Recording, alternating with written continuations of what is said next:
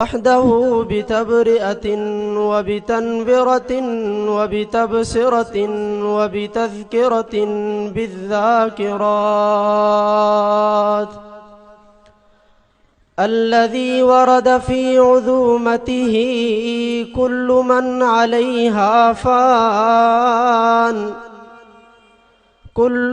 عليها فان ويبقى وجه ربك ذو الجلال والإكرام بالجحود والجمود والفتوح من يشرك به أعداء وعظاما ونظاما وعليه الخسران والوبال. ثم نشهد أن من هو ساجدا وعاملا وشاملا ومتعملا ومتنزحا ومتسرفا بالكمال.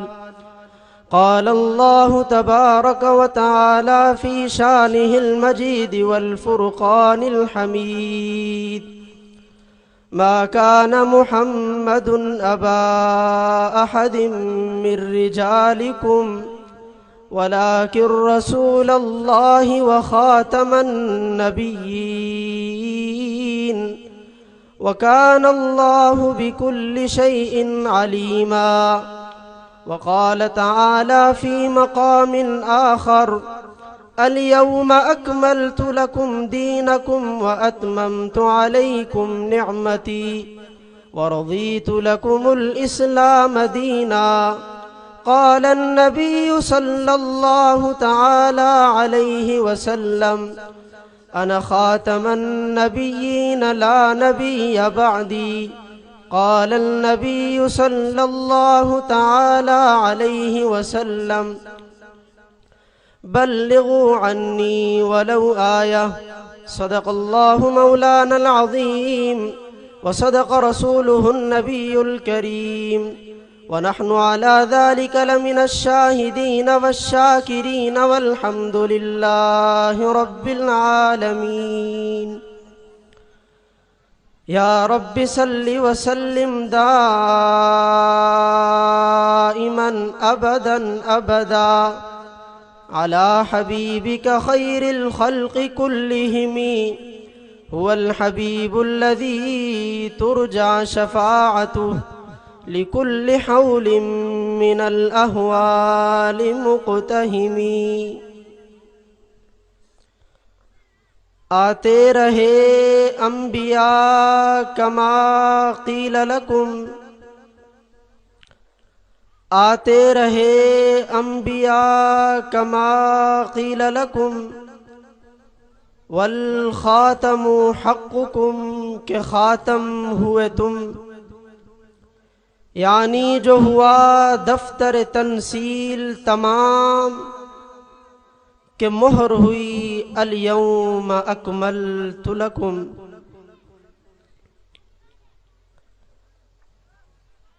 حسینوں میں حسین ایسے کہ محبوب خدا ٹھہرے، نبیوں میں نبی ایسے کہ خاتم الانبیاء ٹھہرے. وَأَحْسَنَ مِنْكَ لَمْ تَرَ قَطُّ عَيْنِي وَأَجْمَلُ مِنْكَ لَمْ تَلِدِ النِّسَاءُ. خُلِقْتَ مُبَرَّأً مِنْ كُلِّ عَيْبٍ كأنك قد خلقت كما تشاء. کی محمد سے وفا تو نے تو ہم تیرے ہیں، یہ جہاں چیز ہے کیا لوح و قلم تیرے ہیں. قرطاس کے چہرے پر ایک لفظ لکھا میں نے، اس لفظ کی خوشبو سے قرطاس معطر ہے. وہ لفظ مکمل ہے، وہ لفظ محمد ہے. انتہائی واجب الاحترام حضرات علماء کرام، زعماء ملت، مشائخ عظام، اسلام کی زمینی و نظریاتی سرحدوں کے عظیم محافظوں، اور آج کی اس بابرکت محفل کے باسعادت جیالوں، بس قدر محفل سجانے پر میں عبدالجبار حفظہ اللہ تعالی من کل شر فی الدارین ان کے معاونین اور ان کی پوری ٹیم کو دل سے مبارکباد پیش کرتا ہوں کہ جنہوں نے فتنوں کے اس دور کے اندر نبی اکمل کی کامل دعوت کو پہنچانے کے لیے اس قدر عظیم الشان اجتماع کا انعقاد کیا، اور عنوان وہ رکھا کہ جو عنوان ہمارے ایمان کا حصہ ہے، جس عنوان کے بغیر ہمارا ایمان کامل نہیں۔ میں اگر آقا صلی اللہ علیہ وسلم کی سیرت کو، خاتم الانبیاء کی سیرت کو، صورت کو، آپ کے حسن کو، آپ کے جمال کو، آپ کی عزت کو، آپ کی عظمت کو، آپ کی منقبت کو شاعروں کی شاعری کے تحت نہیں، ادیبوں کے ادب کے تحت نہیں، خطیبوں کی خطابت کے تحت نہیں، فصیحوں کی فصاحت کے تحت نہیں، بلیغوں کی بلاغت کے تحت نہیں، صرف قرآنی استعارات کے اندر اگر بیان کرنا شروع کر دوں تو صبح کی آذانیں ہو جائیں گی، لیکن خاتم الانبیاء کا شان ختم نہیں ہوگا۔ سیرت کا یہ وہ سمندر ہے، اس سمندر میں جو بھی آیا اسے بالآخر یہ کہنا پڑا کہ رأیت الارض مشارقها ومغاربها ما رأیت احسن منک قط۔ آقا میں نے مشرق دیکھا، مغرب دیکھا، شمال دیکھا، جنوب دیکھا، اے آمنہ کے لال میں نے پوری کائنات میں آپ جیسا حسین نہیں دیکھا۔ میں تو یہ کہا کرتا ہوں کہ میری مثال بازار مصر کی اس بوڑھیا کی طرح ہے جو سر پر کپاس کی گھٹری رکھ کر بازار مصر میں آئی تھی، کسی کی نظر پڑی تو پوچھا اماں یہاں کیوں آئی ہو؟ اس ماں نے کہا کہ بیٹا سنا ہے آج یوسف بک رہا ہے، میں یوسف کو خریدنے آئی ہوں۔ تو اس نوجوان نے کہا کہ اماں یوسف کو خریدنا تیرے بس کی بات نہیں، یہاں تو بہت بڑے خریدار ہیں جو یوسف کو خرید کر چلے جائیں گے، اور تو صبح سے لے کر شام تک یوں دیکھتی رہے گی۔ اس ماں نے رو رو کر کہا کہ بیٹا یہ تو میں بھی جانتی ہوں کہ یوسف کو خریدنا میرے بس کی بات نہیں، لیکن میں اس لائن میں، اس قطار میں صبح سے لے کر شام تک کھڑی رہوں گی۔ اگر میں یوسف کو نہ خرید سکی تو دنیا والوں کل قیامت کے دن یوسف کے خریداروں میں میرا نام تو آ جائے گا۔ اگر یوسف کو نہ خرید سکی تو قیامت کے دن جب یہ اعلان ہوگا کہ یوسف کے خریدار آ جائیں تو اس دن میرا نام بھی تو آ جائے گا۔ ہم بھی اگر آپ کو اردو سمجھ نہیں آ رہی تو پھر میں سرائکی میں آؤں، ہاں سندھی، عربی، چلو اردو۔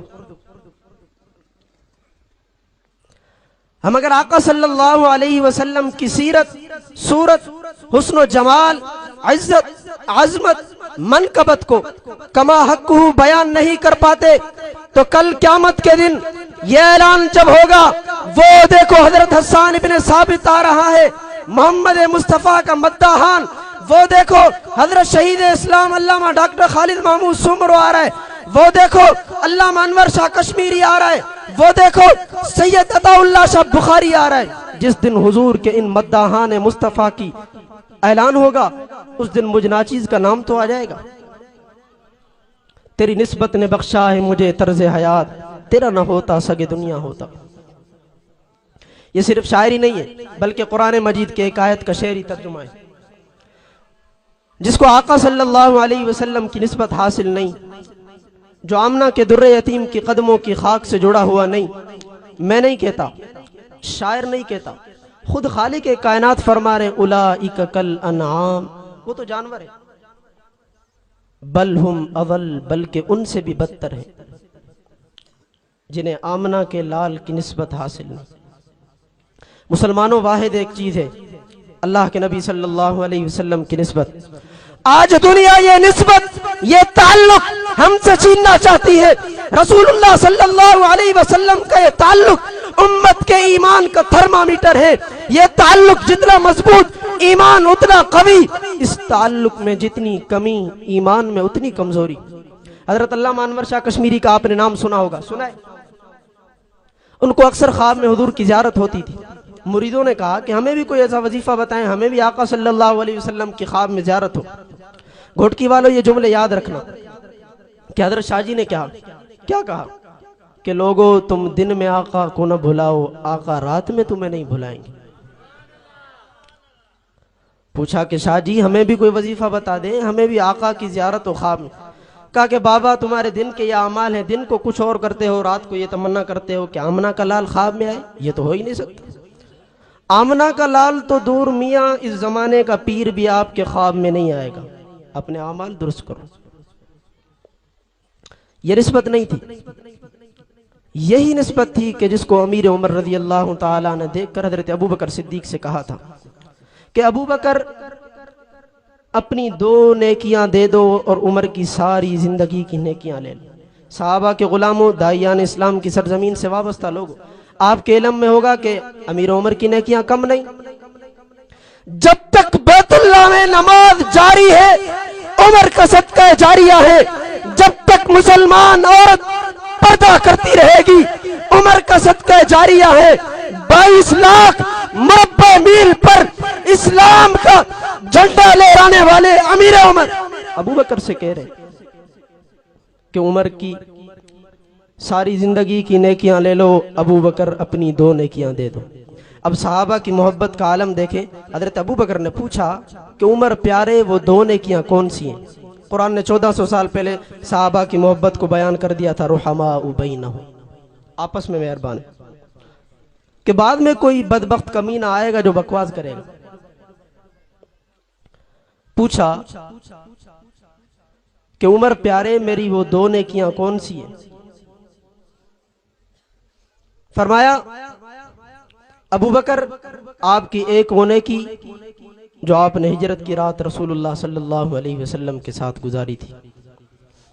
ابوبکر آپ کی دوسری وہ نیکی جو آپ نے مسلمہ کذاب کے خلاف جہاد کیا تھا. کہا ابوبکر یہ 2 نیکیاں دے دے، عمر کی ساری زندگی کی نیکیاں لے لے. مسلمانوں دیکھو یہ دونوں نیکیاں ابوبکر کی خاتم الانبیاء کی ذات کے شان میں گزری ہے. میں آپ کو اس مثال سے سمجھاتا ہوں. جب بھی معاملہ اللہ اور اللہ کی ذات کا بندے کے ساتھ آیا ہے، اللہ تعالیٰ نے اپنا حق بندے کو معاف کر دیا ہے. آپ کی آنکھ کا مسئلہ ہے، ڈاکٹر کہتے ہیں کہ اگر آپ نے سجدہ کیا آپ کی آنکھ چلی جائے گی. علماء امت، فقہاء امت کیا فرماتے ہیں کہ اپنی آنکھ بچا، سجدہ معاف. علماء بیٹھے ہیں. آپ کی جان کا مسئلہ ہے، آپ کو شوگر ہے، ڈاکٹر کہتے ہیں کہ اگر آپ نے روزہ رکھا تو خطرہ ہے آپ کی جان چلی جائے گی. علماء امت، فقہاء امت کیا فرماتے ہیں؟ اپنی جان بچا، روزہ معاف. صحت ہو تو رکھ لینا، نہ ہو تو فدیہ دے دینا. وہی اللہ، وہی ہمارا رب جو ہمیں یہ کہہ رہا ہے کہ میرے بندے تیری آنکھ کا مسئلہ میرا سجدہ معاف، تیری جان کا مسئلہ میرا روزہ معاف. وہی اللہ میں کہہ رہا ہے النبی اولا بالمؤمنین من انفسہم. اے اہل ایمان، تم پر تمہاری جانوں سے زیادہ میرے محمد کا حق ہے. کیا مطلب؟ صحابہ کے سامنے یہ قرآنی نظریہ تھا، اس لیے خبیب سولی پہ چڑھ گئے، اس نظریے کو نہیں چھوڑا. کیوں؟ النبی اولا بالمؤمنین من انفسہم. حمزہ کی لاش کے 14 ٹکڑے ہوئے. کیوں؟ النبی اولا بالمؤمنین من انفسہم. زنیرہ کی آنکھیں نکال دی گئی. کیوں؟ النبی اولا بالمؤمنین من انفسہم. اے اہل ایمان، تم پر تمہاری جانوں سے زیادہ میرے محمد کا حق ہے. اور محمد کا حق حضرت ابوبکر صدیق نے بتایا کہ خاتم الانبیاء سے. آج کے پروگرام کا عنوان خاتم الانبیاء ہے. میرا موضوع ہے اور مزاج ہے کہ میں موضوع سے ہٹ کر بات نہیں کرتا، نہ میں دائیں بائیں کے قصے سنانے آیا ہوں. آپ کے علم میں یہ بھی ہونا چاہیے کہ میں آپ کی محبتوں کی لاج رکھتے ہوئے کراچی سے آیا ہوں اور یہیں سے ہی واپسی کراچی جاؤں گا، اس لیے میں امید کرتا ہوں کہ آپ میرے ایک ایک لفظ کو اپنے دل کے دریچوں میں محفوظ کریں گے، کیونکہ یہ کہانی میں اپنی نہیں سنا رہا، یہ خاتم الانبیاء کی سنا رہا ہوں، خاتم الانبیاء کے یاروں کی سنا رہا ہوں۔ اب جن کو خاتم الانبیاء سے عشق ہوگا، خاتم الانبیاء کے یاروں سے عشق ہوگا، وہ سنے گا، جس کو نہیں ہوگا وہ چلے جائے گا، وہ کہے گا یہ تو بچہ ہے، باتیں کر رہے۔ ہاں آپ کی نظر میں ہم بچے ہیں، لیکن جس کا شان سنا رہے ہیں اس کا شان بہت بڑا ہے، آپ کی سمجھ سے باہر ہے۔ ہجرت کا سفر ہے، حضرت ابوبکر صدیق کبھی آگے آتے ہیں، کبھی پیچھے، کبھی دائیں، کبھی بائیں۔ پوچھا صدیق یہ بے چینی کیوں ہے؟ فرمایا آقا پتہ نہیں آپ کا دشمن آگے سے آئے، آقا پتہ نہیں آپ کا دشمن بائیں سے آئے، آقا پتہ نہیں آپ کا دشمن دائیں سے آئے، آقا پتہ نہیں آپ کا دشمن پیچھے سے آ کر حملہ کرے۔ میں کہتا ہوں سب سے پہلے صدیق کٹے، لیکن میرے محبوب آپ پر کوئی آنچ نہ ہو۔ یہ تھا عشق جو صدیق نے کر کے دکھایا۔ آپ قرآن مجید کے جلسے میں آئے، قرآن سننے آئے، تو آئیے میں ابو بکر کا عشق محمد مصطفیٰ سے اور قرآن سے دکھاتا ہوں کہ ابو بکر کا امام الانبیاء خاتم الانبیاء سے عشق کیا تھا۔ حضرت ابو بکر صدیق ایک دن قرآن پڑھ رہے تھے، ظالموں نے پتھر مارے، خون بہا، کپڑے خون میں لت پت ہو گئے، ادھر رشتہ داروں کو اطلاع ملی، وہ آئے تاکہ کہیں کل ہمیں تانے نہ ملے۔ صدیق اکبر کو اپنے ہاتھوں پر اٹھا کر گھر آئے۔ اب گھر میں والد پریشان ہے، رو رہے ہیں کہ میرے بیٹے صدیق کا کیا حال ہوگا۔ والدہ قدموں میں پاؤں میں بیٹھی ہے، پوچھ رہی ہے صدیق کیا ہوا ہے، کس نے مارا ہے، کیوں رو رہے ہو؟ کتابوں میں لکھا ہے کہ 3 دن 3 راتیں حضرت ابوبکر صدیق رضی اللہ تعالیٰ عنہ، سب کو رضی اللہ تعالیٰ عنہ 3 دن 3 راتیں بے ہوش رہے، ہوش نہیں آیا۔ 3 دن کے بعد جب ہوش آیا، اٹھے، ادھر ادھر دیکھا، آگے پیچھے دائیں بائیں ہر طرف دیکھا، اب آنکھوں سے آنسو ٹپک رہے۔ والدہ پوچھ رہی ہے کہ صدیق کس کو تلاش کر رہے، کیوں رو رہے ہو؟ کہنے لگے این حبیبی محمد، اماں مجھے بتا میرا سونا محمد ہے کہاں؟ والدہ مشرکہ ہے، کہتی ہے مجھے پتہ نہیں۔ ادھر رشتہ داروں نے تانے دیے کہ ابو بکر جس محمد کی خاطر تجھے کل مار پڑی، جس محمد کی خاطر تیرے اوپر یہ آزمائش اور یہ امتحان آئے، جس محمد کی خاطر تجھے مارا گیا، آج پھر اسی محمد کا نام لیتا ہے۔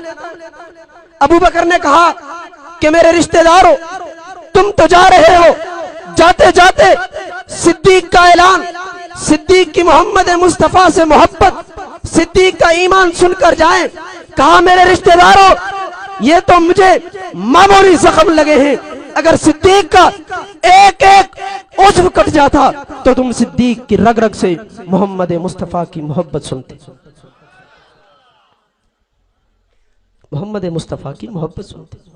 اس لیے قرآن مجید نے حضرت ابو بکر کی صحابیت کو قرآن سے ثابت کر دیا۔ الا تنصروه فقد نصره الله اذ اخرجه الذين كفروا ثاني اثنين اذ هما في الغار اذ يقول لصاحبه۔ تفسیر جلالین کے اندر اسی آیت کی روشنی کے اندر علامہ جلال الدین سیوطی نے لکھا ہے کہ حضرت ابو بکر صدیق وہ واحد صحابی ہیں جن کی صحابیت قرآن مجید سے ثابت ہے۔ میں عرض کر رہا تھا حضرت ابو بکر کا واقعہ،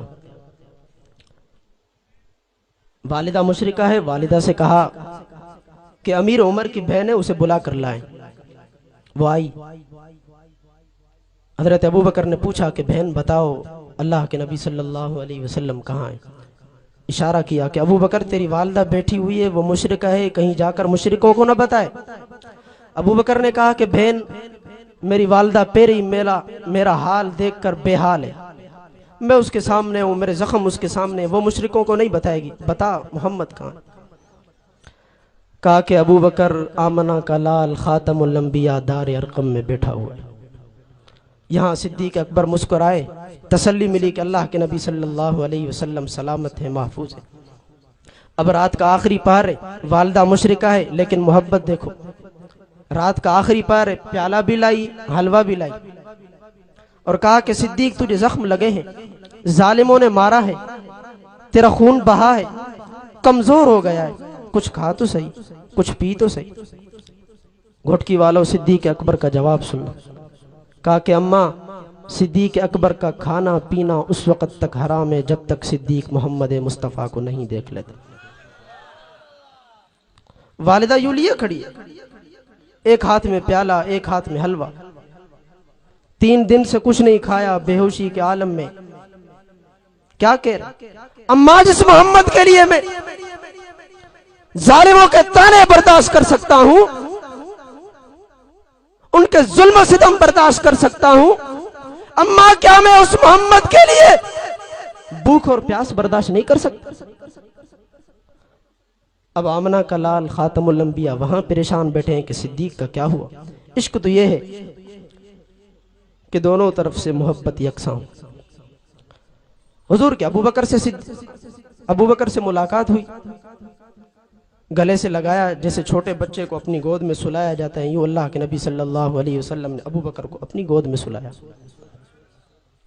تھوڑی دیر بعد رو کر کہنے لگے کہ آقا مجھے دکھ اس بات کا نہیں کہ ظالموں نے مجھے مارا، آقا مجھے دکھ اس بات کا نہیں کہ مجھے اپنوں نے تانے دیے، آقا مجھے دکھ اس بات کا ہے کہ یہ میری والدہ بیٹھی ہوئی ہے، یہ مشرکہ ہے، جہنم میں جا رہی ہے. میرے آقا اس کے لیے دعا کرو، اللہ اسے دین و اسلام کی سمجھ عطا کرے. حضور علیہ السلام نے اپنے دونوں ہاتھ اٹھائے، فرمایا یا مقلب القلوب، اے دلوں کو پلٹنے والے ابو بکر کی اماں کو دین اسلام کی حقانیت عطا سمجھ عطا. ابھی آمنہ کے لال نے دعا ختم ہی نہیں کی تھی، ابو بکر کی والدہ کہنے لگی کہ سونا قربان جاؤں کلمہ پڑھا. کیا بتاؤں صدیق کے فضائل، وہ جگر لے کے آؤ، وہ کان لے کے آؤ، وہ دل لے کے آؤ. میں تو کہا کرتا ہوں کہ میرا عقیدہ اور ایمان ہے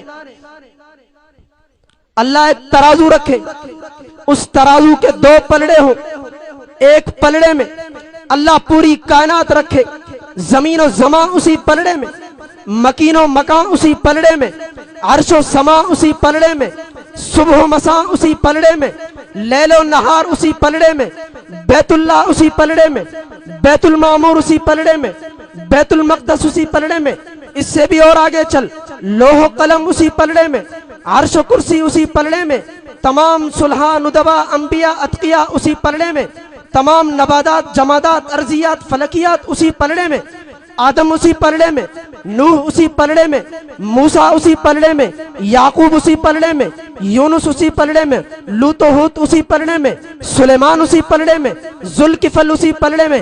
لیکن رب محمد کی قسم میرا عقیدہ اور ایمان ہے دوسری طرف اکیلا آمنہ کا لال ہو، میرے محمد کا پلڑا پوری کائنات سے بھاری ہو جائے گا. پوری کائنات ایک طرف، آمنہ کا پلڑا ایک طرف، بھاری ہو جائے گا. اللہ نے نبی بھی بے مثال دیا، صحابہ بھی بے مثال. اما آمنہ فرماتی ہیں کہ جب یہ بچہ میرے پیٹ میں آیا تو مجھے دائی کی ضرورت نہ پڑی. اللہ تعالیٰ نے اس قدر اپنے نبی کو پردے میں رکھا اور پوشیدہ رکھا. اما آمنہ فرماتی ہے کہ اس جیسا بچہ میں نے پوری کائنات میں نہیں دیکھا. دائی حلیمہ آئی، آمنہ کیا کہتی ہو کہ تو نے بچہ نہیں دیکھا ایسا؟ مجھ سے پوچھ، میں مختلف قبائل میں جاتی ہوں. آمنہ تو صحیح کہتی ہے، ایسا بچہ تو میں نے بھی نہیں دیکھا. اب عبد المطلب آئے، کہنے لگے کیا کہتی ہو، تم نے ایسا بچہ نہیں دیکھا؟ تم نے تو کچھ بھی نہیں دیکھا، مجھ سے پوچھ. میں تجارت کی غرض سے ملک شام جاتا ہوں، عراق جاتا ہوں. حقیقت تو یہ ہے کہ میں نے بھی ایسا بچہ نہیں دیکھا. اللہ نے جبریل کو بھیجا کہ جبریل جا، خاتم الانبیاء کی شان میں جلسہ ہو رہا ہے، کچھ تو بھی جا کے بول. جبریل امین آئے، جبریل جی رب جلیل جا کچھ تو بھی بول. ارے جبریل امین آئے کہ اللہ نے پوری کائنات میں محمد جیسا کسی کو بنایا نہیں تو تم دیکھتے کیا؟ اللہ کے نبی صلی اللہ علیہ وسلم ایک دن شہر سے باہر نکل گئے. مسلمانوں اس وقت آسمان کی خوشی کا عالم کیا ہوگا. چلتے چلتے آمنہ کے لال کی نظر ایک قافلے پر پڑی. اس قافلے کے اندر چند اونٹ تھے، اللہ کے نبی صلی اللہ علیہ وسلم کو ایک اونٹ پسند آیا. اس وقت ہر اونٹ یہ کہہ رہا تھا کہ آمنہ کا لال میرا انتخاب کریں. حضور نے قافلے والوں سے پوچھا کیا یہ آپ اونٹ بیچیں گے؟ قافلے والوں نے کہا بیچیں گے تو نہیں، لیکن آمنہ کے لال کا حسن دیکھ کر بے اختیار کہنے لگے جی ہاں ہم بیچیں گے. حضور نے فرمایا کہ میں تجارت کی غرض سے، خرید و فروخت کی غرض سے تو آیا نہیں تھا، پیسے چند دنوں بعد آپ کو مل جائیں گے، اونٹ مجھے دے دو. آمنہ کے لال خاتم الانبیاء اونٹ کے ساتھ روانہ ہوئے. پورا قافلہ اللہ کے نبی صلی اللہ علیہ وسلم کو دیکھتا رہا. اتنے میں قافلے میں سے ایک قافلے کا اپنا ہی شخص اپنے قافلے والوں کو کہنے لگا کہ تم نے اپنا اتنا قیمتی اونٹ اس شخص کو دے دیا جس نے آپ کو اپنے حسن کا جادو دکھایا.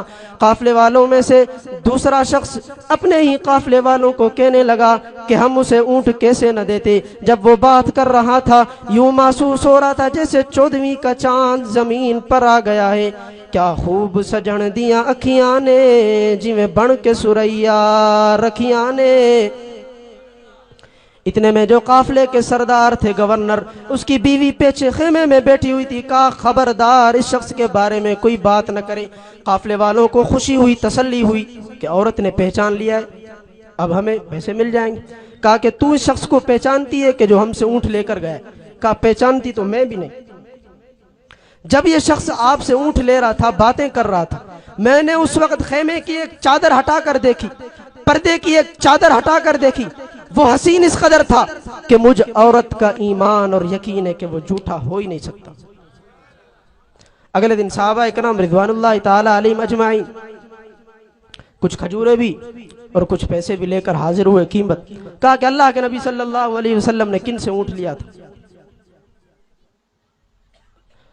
کہا ہم سے.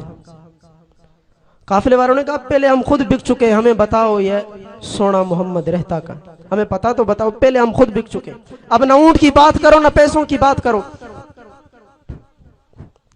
لیکن ہم آمنہ کے لال کی سیرت، صورت، حسن، جمال، عزت، عظمت، منقبت سے کتنا پیچھے چلے گئے.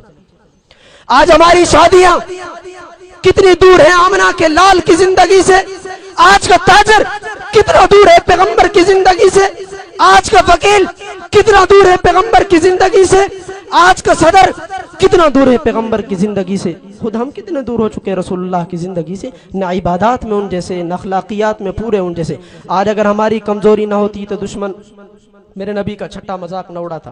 ہم نے خود رسول اللہ کی امت کے پخیے اکھیڑے، کہیں عرب و عجم میں تقسیم ہوئی، کہیں قومیت میں تقسیم ہوئی، کہیں فرقہ واریت میں تقسیم ہوئی. یوں امت ٹکڑیوں میں بٹ گئی کہ نحن الامہ کا نعرہ پیچھے رہ گیا. آج جب ان سے کہو قوم کو انصاف دو، مظلوموں کو انصاف دو، آج عدالت کے دروازے پر یہ آیت لکھی ہے وَإِذَا حَكَمْتُمْ بَيْنَ النَّاسِ أَن تَحْكُمُوا بِالْعَدْلِ. جب تم لوگوں کے درمیان فیصلہ کرو تو تمہیں چاہیے عدل و انصاف کے ساتھ کرو، لیکن عدالت کے اندر یہ نظام مجھے نہیں ملتا. ان سے کہو قوم کو انصاف دو، مظلوموں کو انصاف دو، غریبوں کو انصاف دو. تو کہتے ہیں حالات ٹھیک نہیں. حالات تو 8 سے 1400 سال پہلے بھی ٹھیک نہیں تھے. کیا حالات اس وقت ٹھیک تھے جب آمنہ کے لال کی گردن کی قیمت 100 اونٹ لگی تھی؟ کیا حالات اس وقت ٹھیک تھے جب اماں عائشہ جیسی ماؤں پر تہمت کے الزام لگا دیے گئے تھے؟ کیا حالات اس وقت ٹھیک تھے جب زنیرہ کی آنکھیں نکال دی گئی تھی؟ میاں حالات تو اس وقت بھی ٹھیک نہیں تھے، پھر آج کیوں حالات کو رونا روتے ہو؟ میں آخری بات کر کے اجازت چاہتا ہوں. دیہات میں لوگ چوری کس طرح کرتے ہیں. میں صرف ایک مثال دے رہا ہوں، آپ یہ نہ کہیں کہ مولوی صاحب چوری کا طریقہ سمجھا رہے ہیں. کہ سب سے پہلے اس گھر کے اندر پتھر پھینکتے ہیں. اب پتھر پھینکنے کے بعد لائٹ چل گئی تو چور سمجھ جاتے ہیں اب چوری مشکل ہے، کیونکہ گھر کے لوگ جاگ رہے ہیں. اگر پتھر پھینکنے کے بعد نہ لائٹ جلی نہ آواز آئی تو چور سمجھ جاتے ہیں اب پورا خزانہ لوٹنا آسان ہے. مسلمانوں، آج جو خاتم الانبیاء کی شان میں کبھی کہاں سے گستاخی ہوتی ہے، وہ احمق اور کمینے دیکھ رہے ہیں کہ مسلمان اپنے نبی کی عزت اور ناموس پہ جاگ رہے ہیں یا سو رہے ہیں. اب آپ نے بتانا ہے کہ ہم جاگ رہے ہیں یا سو رہے ہیں. جو جاگے تھے وہ بھی ہمارے سامنے۔ جب حضور کے ختم نبوت کی بات آئی تو پھر علامہ انور شاہ کشمیری بہاولپور کی عدالت میں نظر آتا ہے۔ جب حضور کے ختم نبوت کی بات آئی تو پھر حضرت بنوری ٹاؤن کی درسگاہیں چھوڑ کر، قال اللہ و قال الرسول کی درسگاہیں چھوڑ کر آمنہ کی ذات کے تحفظ کے لیے اسلام آباد کی سڑکوں پر نظر آتے۔ جب حضور کے ختم نبوت کی بات آئی تو پھر شہید اسلام علامہ ڈاکٹر خالد محمود سومرو نور اللہ مرقدہ سکھر کی سرزمین پر نظر آتے ہیں۔ جب حضور کی ختم نبوت کی بات آئی تو پھر سید عطا اللہ شاہ بخاری ماہی ابی آپ کی طرح پاک و ہند میں رسول اللہ کی ختم نبوت کے لیے تڑپ رہے ہیں، کبھی عدالتوں میں، کبھی قوم کے سامنے، کبھی دشمن کے سامنے گرج رہے ہیں، بتا رہے ہیں کہ عطا اللہ کے ہوتے ہوئے محمد کی شان میں گستاخی کمینے سوچنا بھی نہیں۔ لیکن آج جب ہم خود آمنہ کے لال کی زندگی سے دور ہو چکے ہیں تو ہمیں کیا پتہ کیا ہو رہا ہے، شادیاں ہماری کہاں ہیں؟ ہم خود کو تو کہتے ہیں لا الہ الا اللہ محمد الرسول اللہ سے ملنے والے، وہ سالمیت، وہ نسبت اور اس رشتے کی ہم نے لاج کتنی رکھی۔ وقت ساتھ نہیں دے رہا، زندگی رہی تو پھر کبھی ملاقات ہوگی۔ میں آخر میں اپنی تقریر کا اختتام انہی اشعار سے کروں گا۔ ملک و ملت پہ فدا عمر رواں کرتے چلو، یہ حیات چند روزہ جاویداں کرتے چلو، خالد و زرار کی دینی حمیت کی قسم، بت گدوں سے پھر بتوں کو بے نشاں کرتے چلو۔